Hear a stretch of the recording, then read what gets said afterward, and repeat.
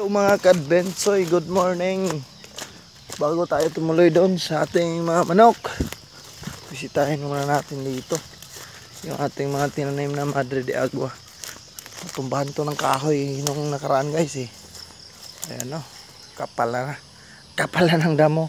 Putra guys, ayan, buhay na naman sila. So dito banda guys, dito banda yung na matumba, ayan o, kawawa. Pero ayan, may sign of life naman. Medyo nag-recover na. Ayan, oh. Magilid, ayan pa. Ayan, so buhay na. So dito banda, medyo maganda na yung tubo nila. Ayan, pinagkakain ng mga tipaklong. So pwede na natin itong bawasan guys. Kuha tayo pang ano natin, pang pasalubong sa ating mga manok. Uy, may gagamba pa dito. May bahayan ng gagamba.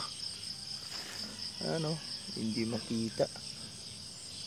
Hindi makita guys. Huwag na lang natin diyang kunan para hindi masira yung bahay ng gagamba. Ayan, sakto na siguro to. Tulog pa kasi si Otol guys, kaya pamirindahin muna natin yung mga manok niya. Let's go, let's go. Na, dito na tayo. Ayan o, sumalubong na. Ayan na. Ito na. Oh, kain.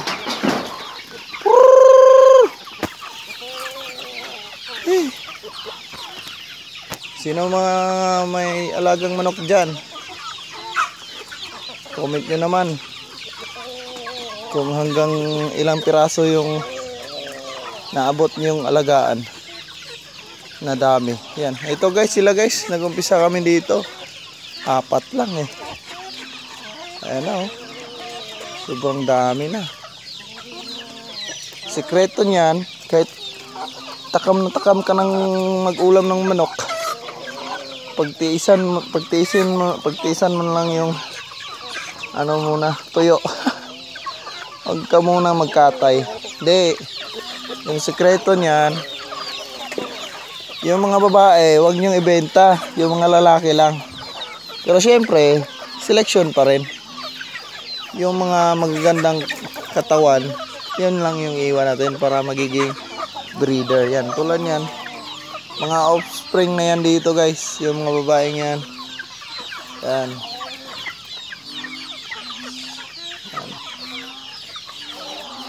Yan.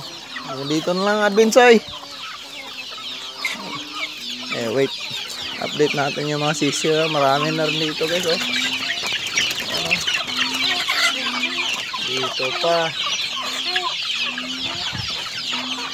Dito pa. Yung Rhode Island natin guys, may ano na. Yan, may mga sisiyo na. Pinaghalo lang yan ni Otol. Halo-halo. Ito pa oh.